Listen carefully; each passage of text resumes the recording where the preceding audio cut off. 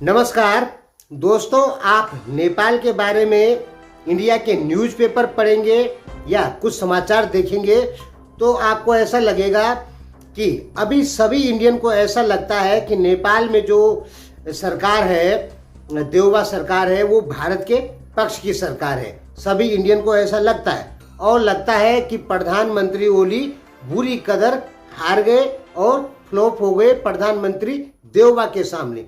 आप यदि Indian paper पढ़ते हैं तो आपको ऐसा लगेगा कि इंडिया के लोग सोचते हैं कि पीएम ओली जो है वो बुरी कदर हार गए हैं। किसके सामने? प्रधानमंत्री देउबा के सामने। हम पढ़ते रहते हैं ना, तो इसलिए आपको भी बता रहे हैं। तो इंडिया के सभी लोगों को ऐसा लगता है कि पीएम ओली बहुत पिछड़ चुके हैं प्रधानमंत्री देउबा के सामने। देखिए दोस्तों, चाहे प्रधानमंत्री देउबा हो चाहे ओली हो, ठीक है, भारत के लिए इसमें कोई ज़्यादा लाभदायक नहीं है।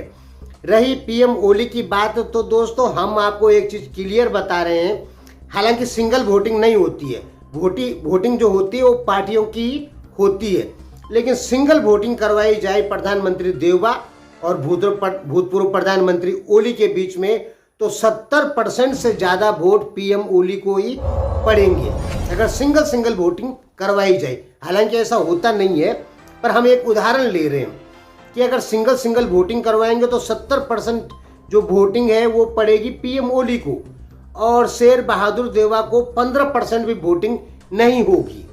क्यों नहीं होगी? क्योंकि शेर बहादुर देउबा की जो इमेज है वो नेपाल में बहुत खराब हो चुकी है, और जो लिबरल टाइप के विश्लेषक लोग हैं वो प्रधानमंत्री देउबा की छवि नेपाल में बुरी कदर खराब कर रहे हैं, और वो बता रहे हैं कि देउबा जो है वो भारत के दलाल है और अमेरिका के दलाल है। हम दोस्तों पक्ष नहीं ले रहे हैं किसी का, लेकिन कुछ न कुछ बातें तो बतानी पड़ेगी ना आपको। देखिए, ये बात क्लियर है कि वोटिंग होती है तो प्रधानमंत्री ओली को ज़्यादा वोट पड़ेंगे, ये बिल्कुल कन्फर्म है।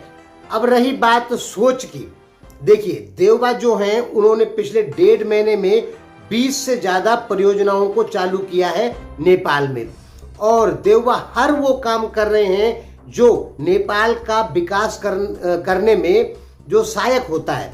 यानी देउबा द्वारा हर वो काम किया जा रहा है जो नेपाल को फटाफट विकसित देशों की लिस्ट में खड़ा कर दे।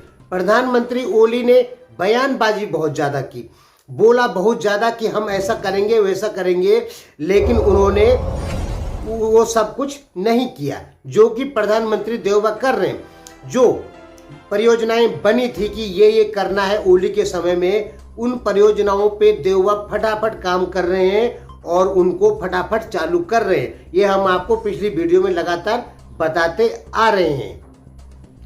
अब नेपाली लोगों का कहना है कि प्रधानमंत्री देउबा गद्दार आदमी है। दोस्तों, जहां तक मेरा मानना है कि नेपाल के जो पहाड़ी समुदाय के लोग हैं, आपको बुरा लगेगा, लेकिन सच्चाई को समझ लीजिए।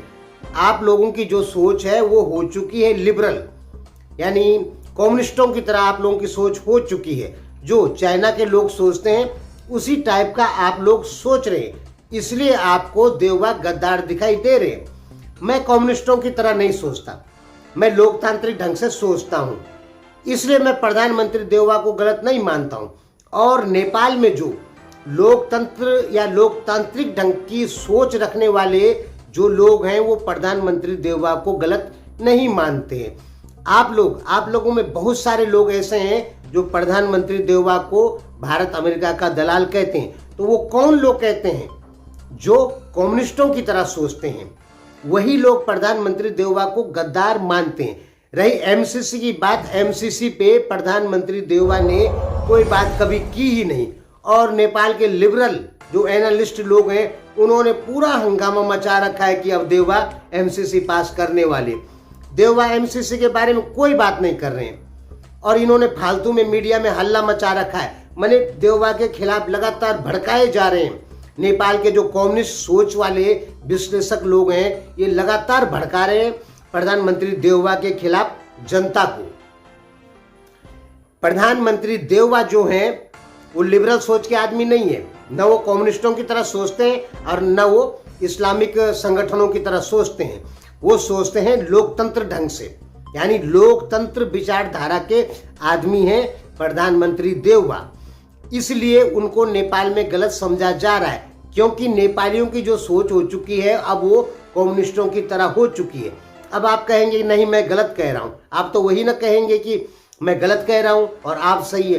दोस्तों, हम पिछले 5 साल से आपके दिमाग की उपज देख रहे हैं कि आप क्या सोचते हैं और क्या नहीं सोचते हैं। तो हमने फाइनल कर दिया कि आपकी जो सोच है वो कम्युनिस्टों की तरह हो गई है, और मीडिया ने झूठ बोल बोल के कि नेपाल का सिक्किमीकरण होने वाला है, झूठ बोल बोल के और नेपाल का कोरियाईकरण करवा दिया। आप लोग निश्चित दिमाग में रख लीजिए, मैं 100% गारंटी के साथ कहता हूं कि नेपाल का कोरियाईकरण हो चुका है। डर दिखाया गया सिक्किमीकरण का और कर दिया गया कोरियाईकरण।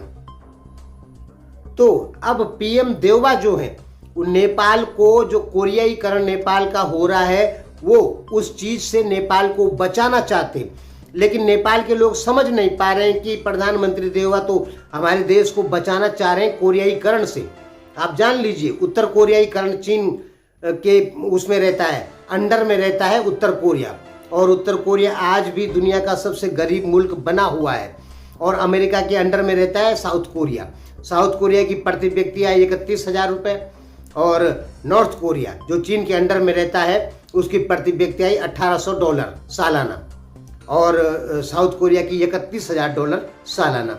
तो आप समझ लीजिए कि नेपाल भी उत्तर कोरियाईकरण की तरफ जा रहा है। हम दोस्तों बिल्कुल सही कह रहे हैं, आपको भरोसा नहीं है। दोस्तों, हमने आपको कई बार बताया है कि हमसे ज़्यादा शुभचिंतक कोई विदेशी आदमी, यानी कोई भारतीय आदमी नेपाल का नहीं हो सकता है। यानी भारत, पूरे भारत में नेपाल का जो सबसे ज़्यादा शुभचिंतक आदमी है वो हूँ मैं। और मैं हमेशा कामना करता हूँ सुखी नेपाल, विकसित नेपाल, संपन्न नेपाल। मैं इस चीज़ की कामना करता हूँ और इस पे बहुत सारे वीडियो भी बना चुका हूँ। आप सीधा से समझ लीजिए कि हम नेपाल का विरोधी कभी नहीं होते हैं, ठीक है। जो कहते हैं सही कहते हैं। तो हम इस बार कह रहे हैं कि नेपाल का उत्तर कोरियाईकरण हो रहा है और बहुत तेजी से हो रहा है। इस चीज़ को प्रधानमंत्री देववा बचाना चाहते हैं, ठीक। तो जो कम्युनिस्ट सोच के लिबरल लोग हैं उनको ये बात हजम नहीं हो रही, और इसलिए वो झूठ फूट प्रधानमंत्री देववा को भारत का दलाल, अमेरिका का दलाल, और कहते हैं नेपाल में एमसीसी पास होने वाली है। जबकि कांग्रेस द्वारा एमसीसी जो परियोजना है उसको थोड़ा भी आगे नहीं बढ़ाया गया है, लेकिन नेपाल के लिबरल विश्लेषकों ने हंगामा नेपाल में मचा रखा है कि अब एमसीसी पास होने वाला है। जब आपको क्लियर कर दिया गया है कि नेपाल में एमसीसी पास नहीं होगी, तो इतने सारे विश्लेषक क्यों हंगामा मचा रहे हैं कि एमसीसी पास होने वाली है। देववा भारत के दलाल हैं, अमेरिका के दलाल हैं, भारत एमसीसी पास करवाना चाहता है। मतलब झूठ पर झूठ बोलते जा रहे हैं और नेपाली जनता को भारत के खिलाफ भड़काते जा रहे हैं, प्रधानमंत्री देववा के खिलाफ भी भड़काते जा रहे हैं। हमने आपको क्लियर कर दिया कि नेपाल को सिक्किमीकरण का डर दिखा के और नेपाल का उत्तर कोरियाईकरण कर दिया गया है, ठीक है।